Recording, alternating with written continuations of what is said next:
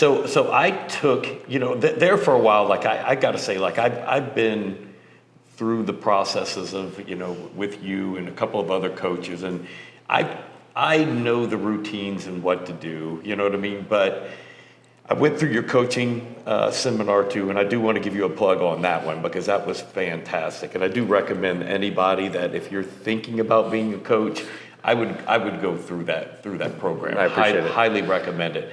But one of the things, like, and I'm going back, and I'll ask you this question when I'm done about other coaching, because I was going through the thing. Okay, I've had success in bodybuilding, and I've been with some great coaches, and I kind of know the fundamentals and all this.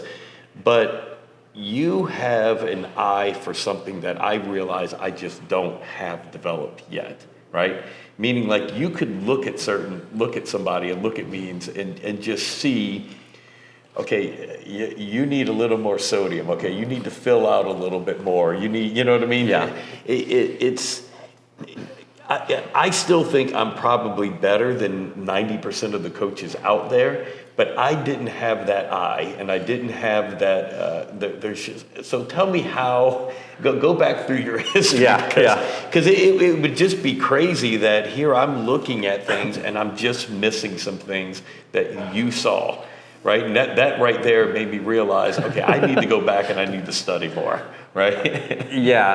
Well, I think that one thing is that it's also a skill, and I talk about, it may sound hypocritical of me and be like, you need to have other things besides bodybuilding, and then I'm like, I love bodybuilding, let me build my entire life around bodybuilding. This is what I do now, but I do have other things, but especially earlier in my career, I was definitely obsessive with viewing photos and learning the states. Right. I would say being able to identify a state is crucial. Because if I'm a doctor, if my client is dead, he can look eerily similar as if he's in a coma. But what I'm gonna do after those, depending on those two states, is drastically different. Yeah. So I realized I need to identify the state, and I learned a lesson actually from my dad early on. My dad was a plant pathologist, PhD plant pathologist, and he would breed plants. And I remember being a kid with him in the field, and he was looking at, I'm not even joking, like 50,000 plants. He always told me he had to figure out which of these 50,000 plants he would try to breed, which two, right?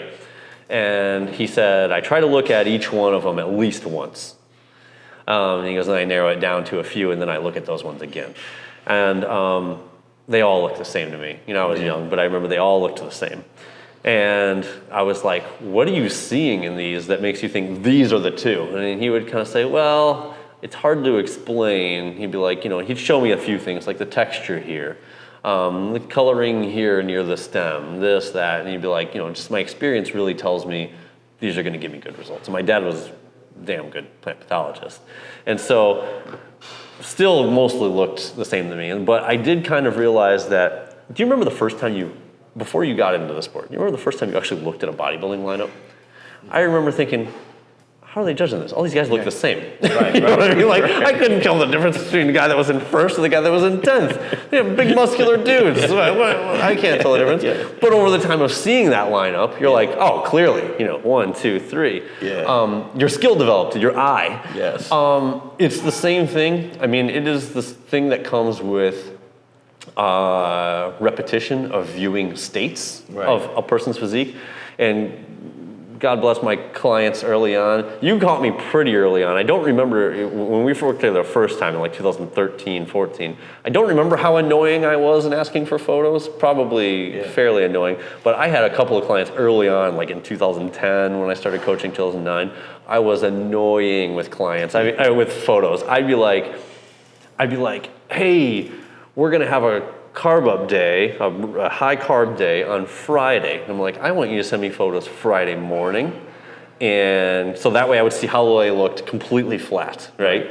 And then I'd be like, now I want you to send me a photo at noon on Friday after you've had a couple of meals. And then I'd be like this, and then now send me another one at 4. It was not uncommon for me to ask for like 6 sets of photos every week. Right. And then I would label them in my computer, so-and-so, completely flat. So-and-so partially filled, so-and-so after this many. And then I would do the same thing with sodium. I want to have 5,000 milligrams of sodium today, and I would label them low sodium, high sodium. And I would just study the hell out of the photos. And over a course of time, you start to just see little things, the way, to identify what is low body fat, or what is body fat versus what is water retention, what is flat versus full. And it's such a difficult thing to actually describe, because it's like you just know it when you see it. Yeah. But yeah, I mean, if you're a coach that's looking to get better at the skill of coaching, you need to be obsessive with looking at photos. I mean, it would be the same way, hiring a coach. Would you ever want to hire, if you were an owner of an NFL team, would you ever want to hire a coach or a quarterback and they're like, yeah, I look at film sometimes. Yeah. You know what I mean? Like, no, you'd want someone that's like, I watch film obsessively. Here, here's the play I can break down for you. This is the bodybuilding version of watching game film. You got to look at the film.